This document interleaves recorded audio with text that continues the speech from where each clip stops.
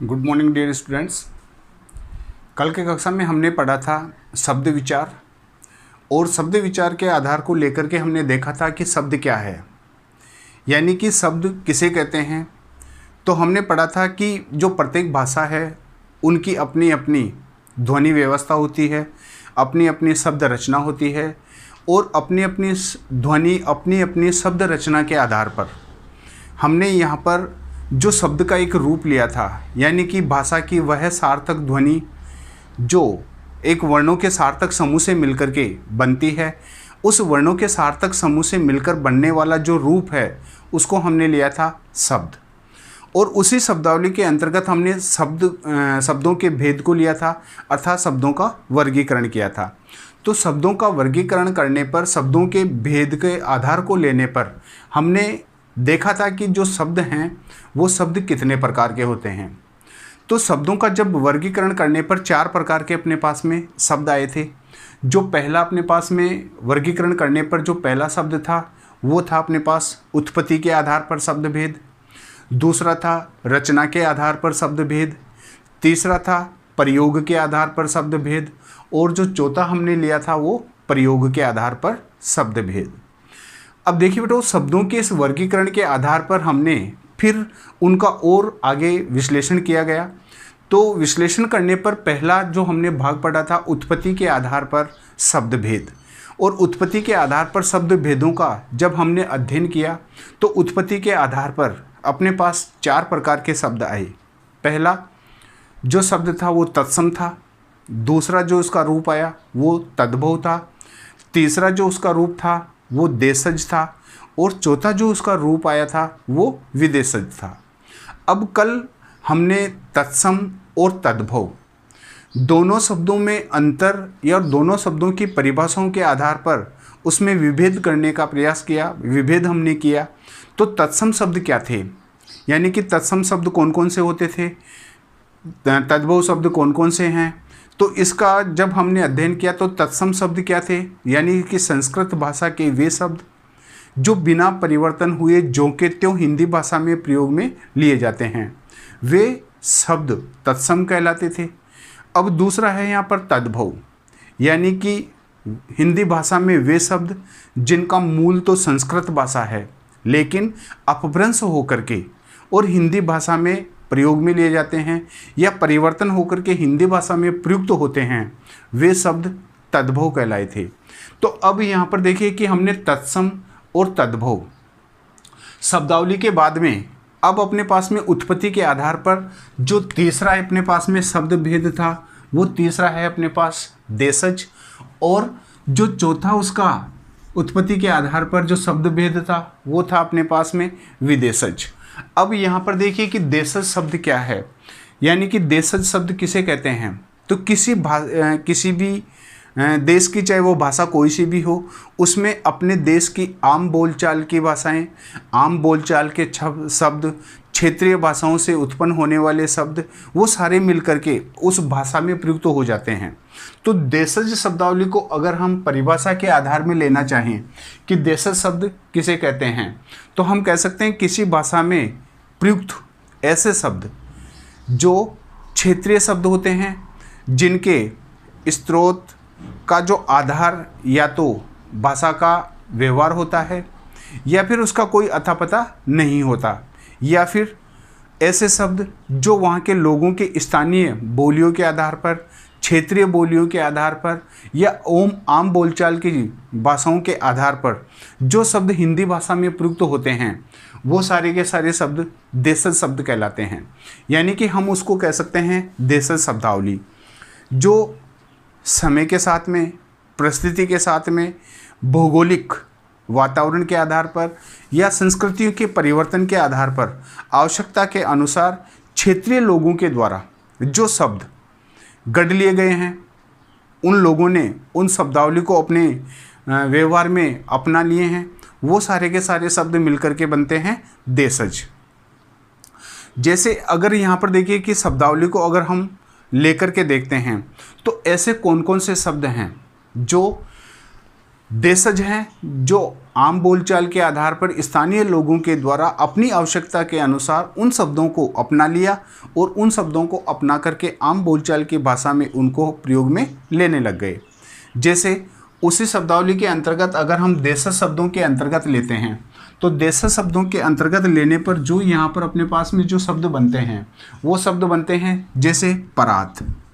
अब यहाँ पर देखिए कि परात शब्द को अगर लेते हैं तो ये परात एक देशज एक स्थानीय लोगों के द्वारा एक लिया गया आवश्यकता के अनुसार शब्द है, जो आज हिंदी भाषा में हम एक बड़ी थाली के रूप को, जिसको अपन थाली कह सकते हैं, उस बड़ी थाली के रूप को आज हम परात के रूप में जानते हैं, यानी कि हम उसको क्या कहते हैं, परात।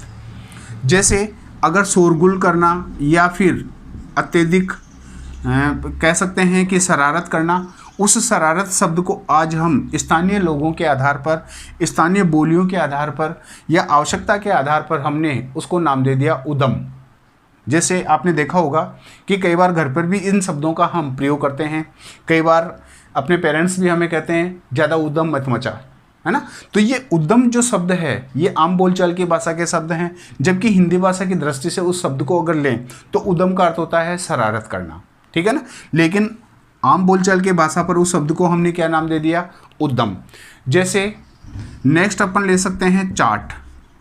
अब यहाँ पर चाट को अगर लेते हैं तो देखिए कि चाट जो शब्द है ये देशज शब्द है, और देशज स्थानीय क्षेत्रीय आवश्यकता के अनुसार अपनाए गए जो शब्द हैं वो सब इसके अंतर्गत देशज शब्दावली के अंतर्गत आता है। जैसे अपने पास में आ गया ताला, ठीक है। तो अब यहाँ पर ये जो ताला शब्द है, ये ताला शब्द हुआ, बाजरा शब्द हुआ, सरसों शब्द हुआ, ठीक है ना, बाजरा, सरसों, ठीक है। ये सारे के सारे जो शब्द मिलकर के क्या बन गए, ये एक प्रकार के देशज भाषा के शब्द बन गए। जैसे आपने देखा होगा और आम बोलचाल की भाषा में अपन ऐसा मानते भी हैं। जैसे अगर हम लेते हैं कि एक तो हमारे घर पर ये कहा जाता है कि पशुओं को बांध दे, या दूसरे रूप में हम कह सकते हैं ढोर भूखे प्यासे खड़े हैं। अब ये जो ढोर शब्द है, ये ढोर शब्द बेटा किसके प्रतीक बन गए, ये ढोर शब्द हो गए जानवरों के प्रतीक बन गए, ठीक है ना। लेकिन आम बोलचाल की भाषा में उसी जानवरों को हम देशज शब्दावली के आधार पर आज क्या कहते हैं, ढोर, यानी कि ढोर चर रहे हैं। जैसे अगर हम लेते हैं कि बस खचाखच भरी हुई है। अब ये खचाखच जो शब्द है, अब यहाँ पर देखिए कि अगर हम ये कहें कि अत्यधिक भीड़ होने के कारण बस बहुत ज़्यादा भरी हुई है या बहुत ज़्यादा यात्रियों से भरी पड़ी है, लेकिन अपन क्या कहते हैं उसको, एक क्षेत्रीय आवश्यकता भाषा के आधार पर हमने उसको नाम दे दिया खचाखच, कि वह तो खचाखच भरी हुई है। उसके बाद में फटाफट, है ना। तो अब यहाँ पर देखिए कि फटाफट ये जो शब्द है ये शीघ्रता को प्रतीक करने वाला है, ये खचाखच अत्यधिक भीड़भाड़ को प्रदर्शित करने वाला है। जैसे मुक्का, यानी कि उसके मुक्का मार। अब ये जो मुक्का मारना ये शब्द क्या है, देशज भाषा है। जैसे आपने देखा होगा आज हम अपनी आम बोलचाल की भाषा में शब्दों को अगर हम काम में लेते हैं, खुरपा, है ना। अब यहाँ पर देखिए कुदाली, अगर हिंदी भाषा में उस शब्दावली को लेकर के देखते हैं तो वो क्या बनती है, कुदाली। लेकिन आज हम उसको क्या बोलते हैं, खुरपा बोलते हैं कि खुरपा उठा ला, ठीक है ना। तो ऐसे जो बहुत सारे ऐसे शब्द हैं जो क्या करते हैं, जो देसी यानी कि देशज शब्दों के अंतर्गत आते हैं। आज अगर हम जैसे कहते हैं, मान लीजिए कि घर का आंगन है या घर की जो छत है, अब घर के आंगन, छत और सीढ़ियों, खिड़कियों, दरवाज़ों या अपने आसपास में जितने भी अपने घरेलू जो सामान होते हैं, घरेलू जो चीज़ें होती है, उन सब घरेलू चीज़ों को हम क्या करते हैं, स्थानीय बोली के आधार पर आवश्यकता के अनुसार हम उन शब्दों को अपना लेते हैं, ठीक है ना। और अपना करके हम क्या करते हैं, अपनी बोलचाल की भाषा में उसी शब्दावली का हम प्रयोग करते हैं, और कई बार वैसा का वैसा हम लिख देते हैं, ठीक है ना। अब अगर यहाँ पर देखिए जैसे मई जून को अगर अपन कहते हैं तो अपन उसको मानते हैं कि ग्रीष्मकालीन समय शुरू हो गया, लेकिन अपन क्या करते हैं, उंध्याड़ा शुरू हो गया कहते हैं ना, चौमासा आ गया, है ना। तो ये जो शब्दावली है, चौमासा आना, उंध्याड़ा आ जाना, है ना। जैसे ये घर का जैसे आंगन है तो उस आंगन को भी हम क्या करते हैं, आंगना। छत को अगर लेते हैं हम उसको बोल देते हैं डांकड़ा। अगर सीढ़ियाँ जहाँ पर आती है तो उन सीढ़ियों को हम नाम दे देते हैं पेड़ियाँ, है ना। जैसे दरवाजे हैं तो हम उसको नाम दे देते हैं किवाड़, है ना। खिड़कियों को अगर अपन नाम लेकर के देखते हैं तो जंगला, है ना। बैठक के रूम को अगर लेते हैं तो हम उसको कई बार कहते हैं तबारा, ठीक है। ये सारी की सारी जो शब्दावली है अपनी आवश्यकता के अनुसार अपने क्षेत्रीय या अपनी बोलियों के आधार पर जो शब्द गढ़ लिए गए हैं, वो शब्द गढ़ करके हिंदी भाषा में अगर प्रयोग में ले लिए गए हैं, वो सारे के सारे शब्द मिलकर के कहलाते हैं बेटो देशज शब्द। यानी कि हम उसको कह सकते हैं देशज शब्दावली, जो हिंदी भाषा में प्रयुक्त होती है और उसको यथावत हम प्रयोग में लेते हैं। उसके बाद में जो चौथे नंबर वाली है विदेशीज, यानी कि विदेशज शब्द। अब देखिए कि विदेशज शब्दावली के अंतर्गत अगर हम लेते हैं तो कल हमने थोड़ा इस पर फोकस डाला था कि जैसे जैसे हमारे भारत देश में विदेशी जातियां आती गई, उन विदेशी जातियों के साथ साथ उनकी संस्कृति भी आई, उनकी भाषा उनके साथ में आई, उनके लोक व्यवहार के जो शब्द हैं वो उनके साथ में आए, और काफ़ी वर्षों तक यहाँ रहने के बाद जो उनकी संस्कृति के जो शब्द थे वो हिंदी भाषा में प्रयुक्त हो गए। अब आपने देखा होगा कि पहले मुग़ल आए और उन मुग़लों के साथ में उर्दू भाषा आई, और उर्दू भाषा के जो शब्द आज हम हिंदी भाषा में देखते हैं तो वो प्रयोग में लिए जा रहे हैं। उसके बाद जैसे अंग्रेज आए, आज अंग्रेजी की शब्दावली जो हिंदी भाषा में है अधिकतर देखने को मिल जाती है। तो जो विदेशी जातियों से जो बने हुए शब्द है, विदेशी जातियों के लोगों की संस्कृति या उनकी भाषा से जो निकले हुए शब्द हैं, और उनको आज हम हिंदी भाषा में प्रचुरता से उनका प्रयोग करते हैं, तो वो सब शब्दावली जो मिलकर के बनती है वो विदेशी शब्दावली कहलाती है। अब देखिए यहाँ पर हम पहले नंबर पर लेते हैं अंग्रेजी भाषा के शब्द, ठीक है ना। जैसे हमारे देश में अंग्रेज़ों का आगमन हुआ और अंग्रेज़ों के आगमन के साथ साथ उनके साथ जो उनकी भाषा आई, अंग्रेजी आई, और आज अंग्रेजी भाषा के ऐसे बहुत सारे शब्द हैं जो हिंदी भाषा में हम प्रयोग में लेते हैं। जैसे अंग्रेजी भाषा के शब्दों को अगर हम लेकर के देखते हैं, मान लीजिए आज हम कहीं पर भी अगर हिंदी शब्दावली को अगर लेकर के देखते हैं तो होता है अफसर। अब यानी ऑफिसर जिसको अपन कह सकते हैं, अब ये ऑफिसर अफसर के रूप में आकर के हिंदी भाषा में रूप में आ गया। आज अगर हम उसको जैसे कॉपी को या रफ कार्य को अगर लेकर के देखते हैं तो हम उसको कहते हैं कॉपी, जबकि ये होती क्या है अभ्यास पुस्तिका। यानी कि उसको हिंदी की दृष्टि से अगर मान करके देखें तो वो क्या होती है अभ्यास पुस्तिका। लेकिन आज हम उसको क्या कहते हैं, अंग्रेजी भाषा के शब्द में लिखते हैं उसको कॉफ़ी। अगर जैसे एजेंट, अब एजेंट शब्द को अगर लेते हैं तो ये एजेंट अंग्रेजी भाषा का शब्द है, जबकि हिंदी भाषा में उसको अभिकर्ता के रूप में कहते हैं। लेकिन आज हम एजेंट शब्द को हिंदी में ऐसा का ऐसा लिखते हैं। जैसे कोर्ट, अब यहाँ पर कोर्ट शब्द को लेते हैं, गार्ड शब्द को लेते हैं, तो court, guard, station, school, clerk, nurse, car, cheque, tailor, teacher लेते हैं ना। तो ये सारे के सारे शब्द क्या हैं, ये सारे के सारे शब्द मिलकर के क्या बनते हैं, अंग्रेजी भाषा के शब्द हैं, और हिंदी भाषा में उस शब्दावली को हम जो का त्यों प्रयोग में लेते हैं। जैसे आज कई बार हम इस आम बोलचाल की भाषा में इसको अपना लेते हैं, ठीक है ना। अगर कोई भी आते हैं तुम्हारे टीचर का क्या नाम है, जबकि कोई नहीं पूछता कि तुम्हारे गुरुजी का क्या नाम है, ठीक है ना। तो ये सारी की बेटा सारी शब्दावली जो है अंग्रेजी भाषा की है और हिंदी भाषा में हम उसको प्रयोग में लेते हैं। तो वो हो गए अपने पास में अंग्रेजी भाषा के शब्द। उसके बाद में जैसे टैक्सी है, स्कूल है, पेन है, पेपर है, बस है, रेडियो है, रजिस्टर है, ये सारे अंग्रेजी भाषा के शब्द हैं जो हिंदी भाषा में प्रयोग में लिए जाते हैं। उसके बाद में दूसरा है बेटा अरबी भाषा के शब्द। अब पहला है अंग्रेजी भाषा के शब्द और दूसरे हैं अरबी भाषा के शब्द। अरबी भाषा का मतलब क्या है, यानी कि अरब देश से आई हुई भाषा। और अरब देश से कौन आए थे, मुग़ल आए थे, और मुग़लों के साथ में अरबी आई। अरबी का जो रूपांतरण हुआ वो उर्दू के रूप में हुआ। यानी कि हम कह सकते हैं कि उर्दू की शब्दावली जो अरब देश से यहाँ पर आई, अर्थात मुग़लों के साथ में आई, और मुग़लों के साथ में आने से आज उर्दू भाषा के ऐसे शब्द जो हिंदी भाषा में हम प्रयोग में लेते हैं, वो सारे के सारे शब्द मिलकर के अपने पास में बन गए अरबी भाषा के शब्द। इसके अंतर्गत अगर जैसे अपन लेते हैं अक्ल। अब देखिए कि शब्दावली को अगर हम लेकर के देखते हैं जो अरबी भाषा के अंतर्गत मानी जाती है, और अरबी भाषा की शब्दावली के अंतर्गत आने पर आज वैसे के वैसे अरबी भाषा के शब्द हम हिंदी भाषा में प्रयोग में लेते हैं। अब यहाँ पर देखिए कि यहाँ पर अगर हम लेते हैं अक्ल, जबकि हम हिंदी भाषा में उसको क्या कहते हैं, बुद्धि, ठीक है ना, अरे ऐसा कहते हैं। लेकिन अरबी भाषा का ये जो शब्द है अपने पास में, हिंदी भाषा में तो उसको बुद्धि कहा जाता है, लेकिन अरबी भाषा के अंतर्गत जो बुद्धि शब्द है वो किस में बदल गया, अक्ल में बदल गया। कहते हैं ना तेरे में अक्ल कम है क्या। अब ये अक्ल जो शब्द है वो अरबी भाषा का शब्द हो जाएगा। उसके बाद में है इस्तीफा, उसके बाद में हो जाएगा इस्तीफा। अब यहाँ पर देखिए कि इस्तीफा का मतलब क्या है। अगर अपन कहते हैं ना कि त्यागपत्र, इस्तीफा का जो हिंदी जो अगर रूपांतरण अगर लेकर के देखते हैं तो इस्तीफा का अर्थ होता है त्यागपत्र, लेकिन हम उसे इस्तीफा बोलते हैं कि उसने इस्तीफा दे दिया क्या। जैसे कई बार आपने देखा होगा तलाक, ठीक है ना। अब यहाँ पर जो तलाक शब्द को अगर लेते हैं तो ये तलाक शब्द क्या है, हिंदी भाषा में लेते हैं छुटकारा, लेकिन आज हम उसको लेते हैं उर्दू भाषा की शब्दावली को ऐसे लिखते हैं उसका तलाक हो गया। अब ये जो तलाक हो जाना क्या है, उर्दू भाषा का है अर्थात अरबी भाषा के शब्द हैं। जैसे कबीला,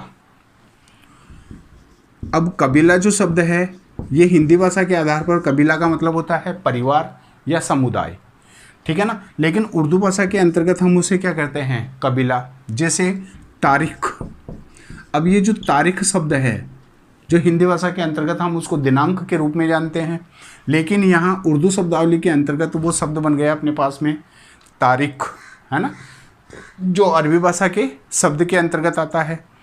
जैसे हुक्म, फैसला, कब्जा, जनाब, तमाशा, मदद, ठीक है ना, इंतजार, कानून, जलसा, दुनिया, मतलब, किताब, तहसील, नतीजा, फ़कीर, हलवाई आदि ऐसे बहुत सारे बेटे शब्द हैं जो सारे अरबी भाषा की शब्दावली के अंतर्गत माने जाते हैं। यानी कि हम उसे कह सकते हैं कि ये सब अरबी भाषा के शब्द हैं।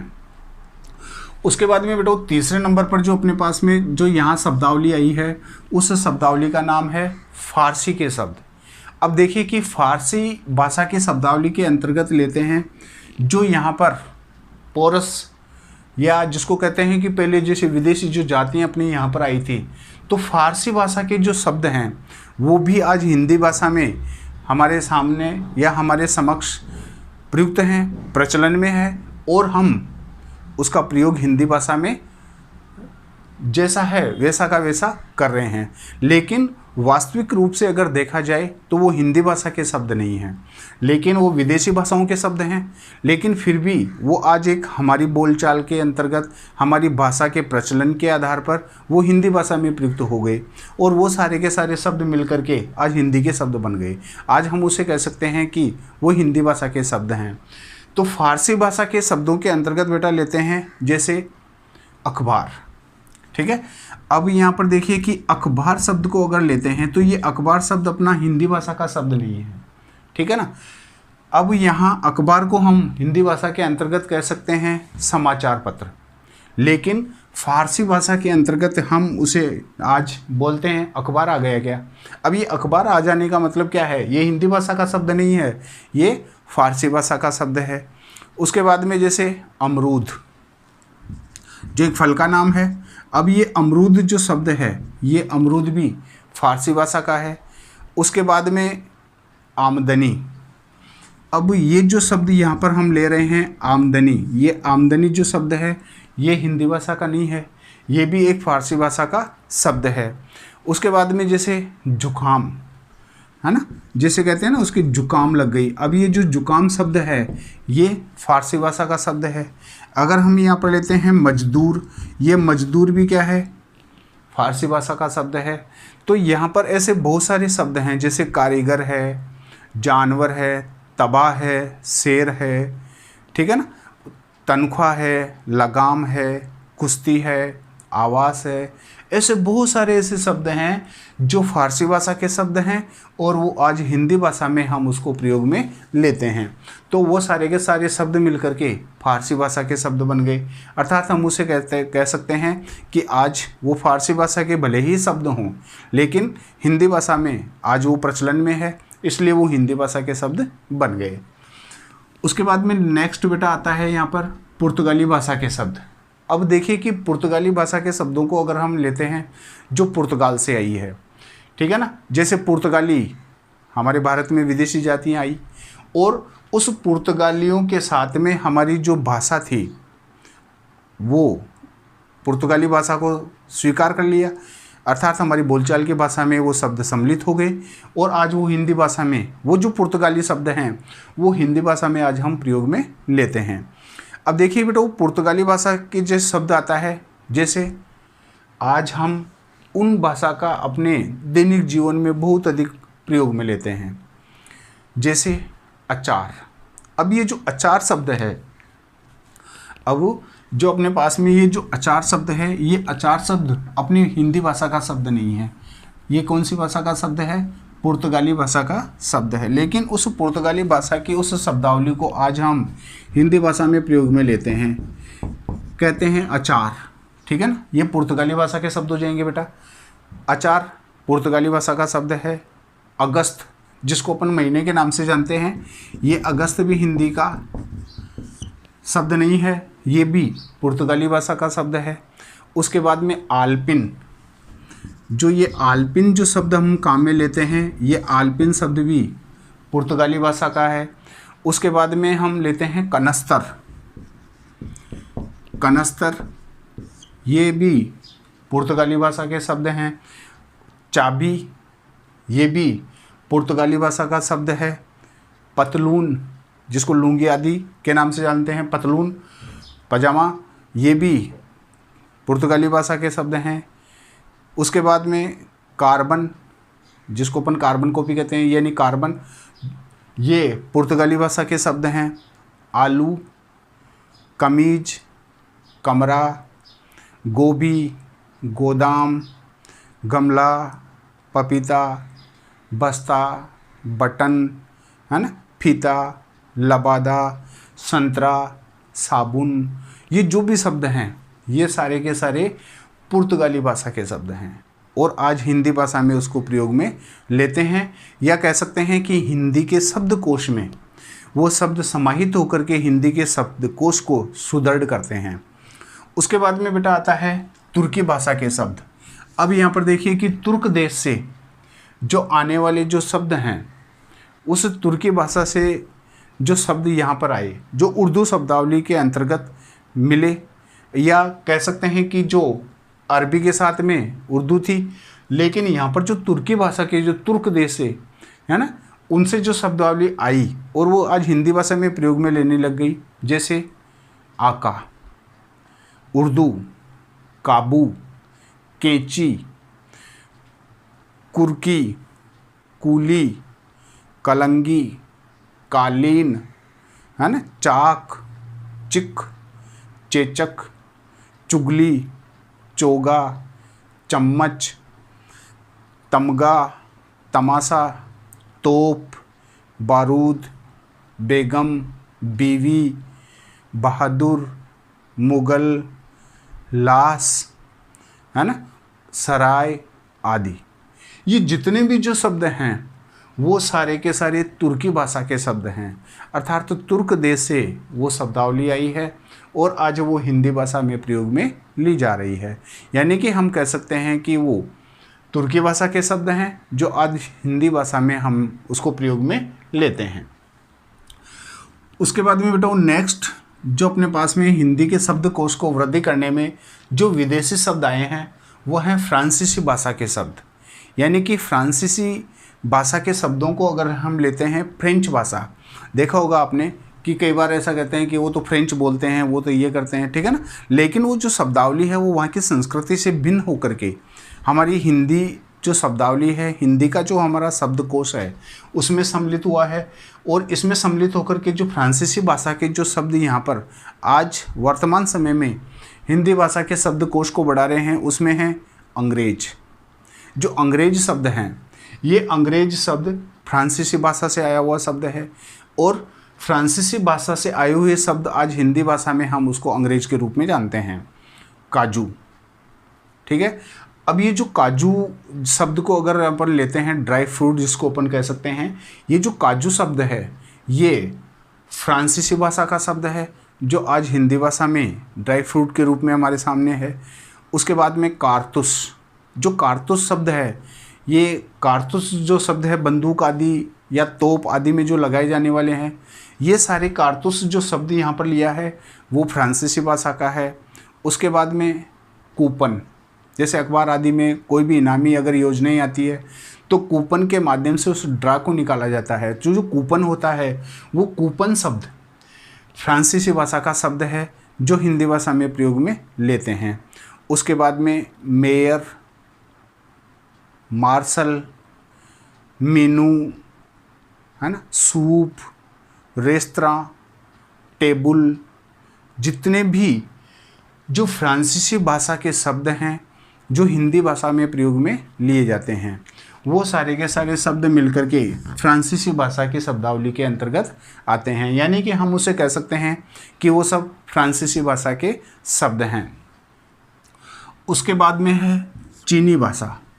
अब देखिए चाइनीज, ठीक है ना। अब जिस चाइनीज जो वस्तुएं हैं वो तो हमारे देश में आ ही रही हैं। अब चाइनीज के साथ साथ में चीनी भाषा के ऐसे शब्द भी हैं जो हिंदी के शब्दकोश में वृद्धि कर रहे हैं, और आज हम पहचान नहीं पाते कि ये चाइनीज शब्द है या फिर हिंदी भाषा का शब्द है, क्योंकि आज हम पहचान नहीं पाते और डायरेक्ट उसको अपन प्रयोग में लेते हैं। अगर उनसे पूछा जाए कि ये किस भाषा का शब्द है तो हम नहीं पहचान सकते। क्यों नहीं पहचान सकते?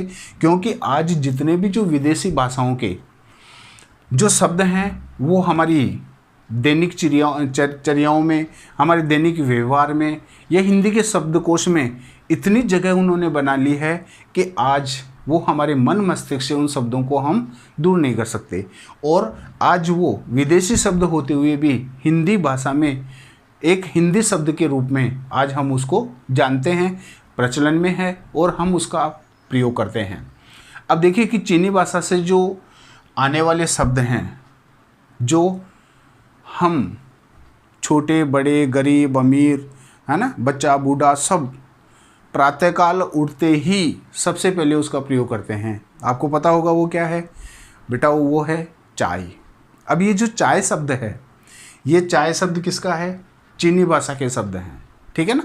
जैसे सुबह उठते ही मांगते होंगे मम्मी चाय बना ली क्या, है ना। तो वो जो चीनी भाषा के जो शब्द हैं चाय, फिर है लीची, तूफान, ये जो शब्द आए हैं, है ना, चाय, लीची, तूफान आदि जितने भी बेटा जो ये शब्द हैं वो सारे के सारे चीनी भाषा के शब्द हैं और आज हम उसको प्रयोग में लेते हैं। उसके बाद में बेटा लेते हैं अपन डच भाषा से।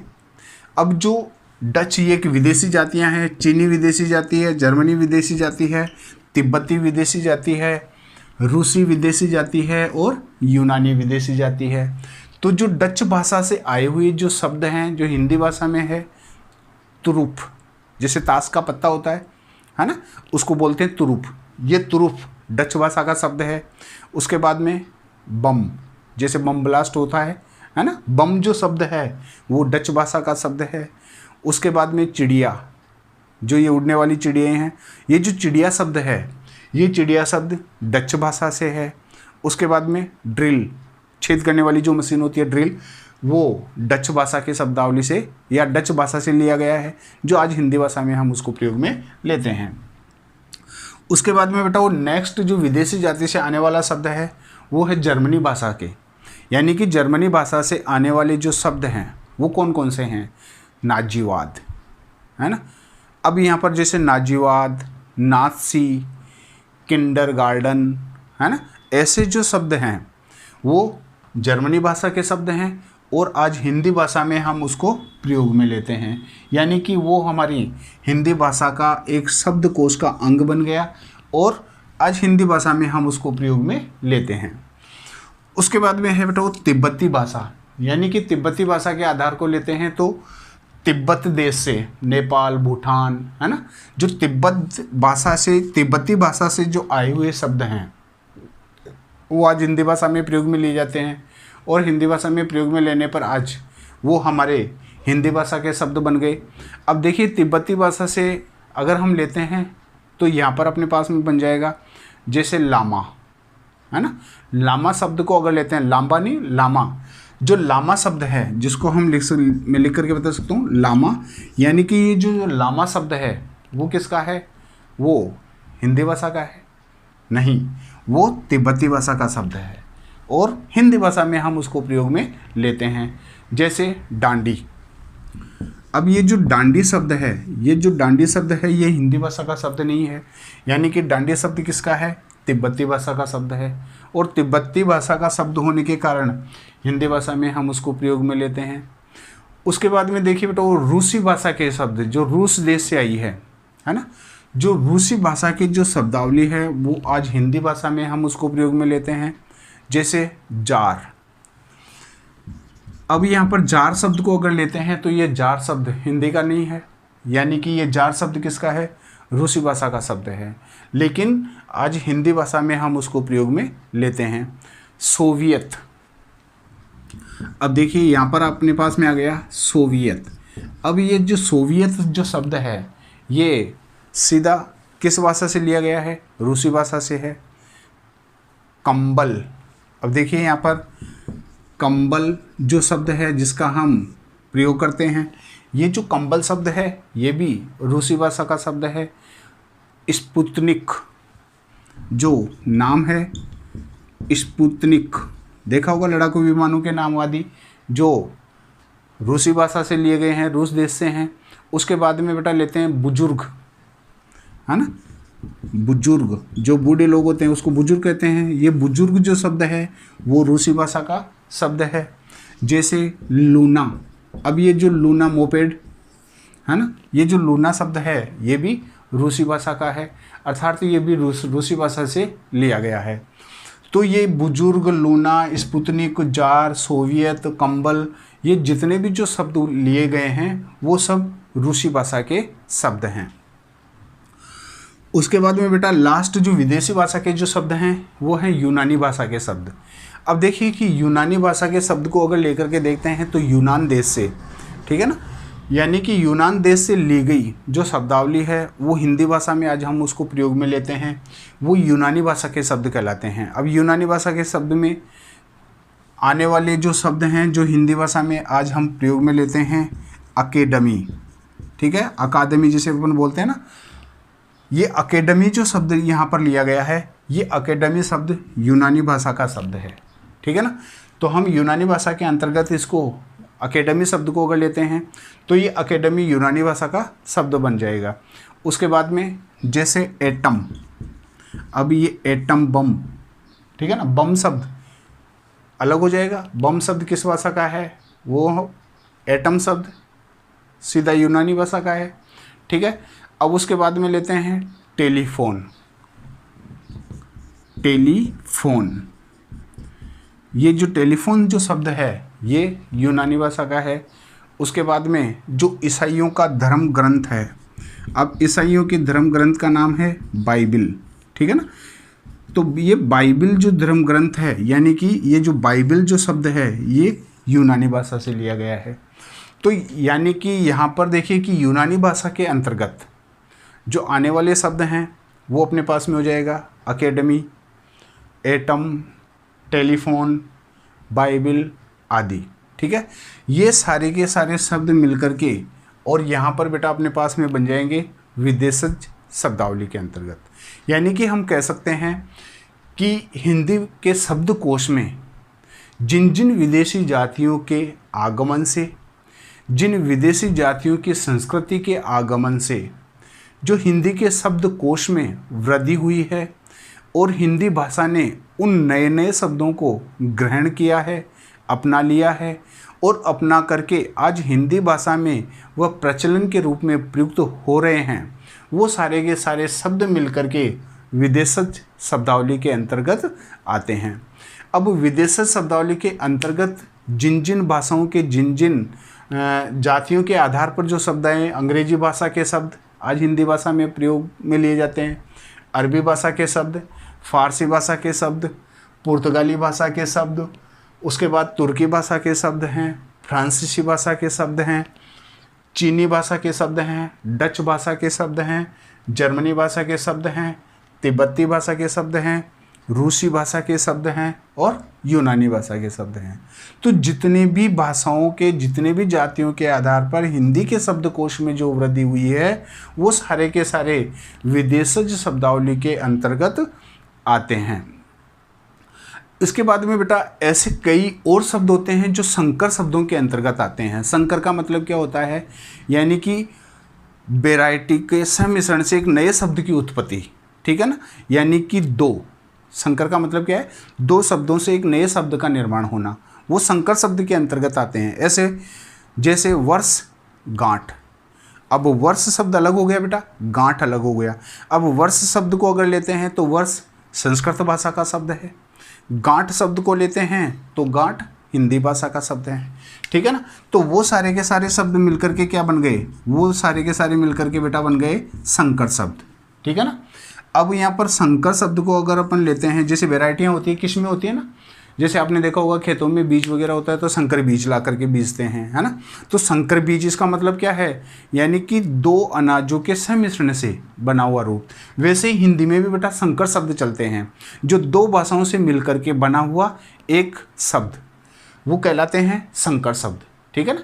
अब वो संकर शब्दों में जैसे वर्षगांठ ले लिया अपन ने, तो वर्ष संस्कृत भाषा का शब्द है और गांठ जो है हिंदी भाषा का शब्द है। जैसे उद्योगपति, अब उद्योग जो शब्द है वो संस्कृत भाषा का है और जो पति शब्द है वो हिंदी भाषा का है। तो इसका मतलब यहाँ पर अलग अलग जो संकर शब्दों से, यानी दो शब्दों से मिलकर के, दो भाषाओं के शब्दों से मिलकर के जो एक शब्द बनता है वो संकर शब्द है। जैसे रेल यात्री, अब रेल और यात्री, अब रेल शब्द किसका है, अंग्रेजी भाषा का है, यात्री शब्द है वो संस्कृत भाषा का है, ठीक है ना। जैसे टिकट, घर, अब टिकट जो शब्द है वो किसका है, अंग्रेजी भाषा का है, जो घर शब्द है वो हिंदी भाषा का है, ठीक है ना। तो इसका मतलब दो भाषाओं के शब्दों से मिलकर के एक शब्द का जो निर्माण हो रहा है। जैसे नेक नियति, जांच करता, बेढंगा, बेदंगा, है ना, बेहया, बेआव, है ना, सजा प्राप्त, उड़न तस्करी, बेकायदा, है ना, बम वर्षा, है ना, ऐसे जो शब्द हैं वो सारे के सारे जो शब्द मिलकर के, यानी कि दो भाषाओं से मिलकर के एक शब्द का जहाँ निर्माण होता है वो सारे के सारे शब्द मिलकर के बेटा कहलाते हैं संकर शब्द, ठीक है। कल की आगे की कक्षा में हम बेटा फिर इसी भाषा के दूसरे रूप को लेकर के और हम आपके समक्ष उपस्थित होंगे। तब तक धन्यवाद।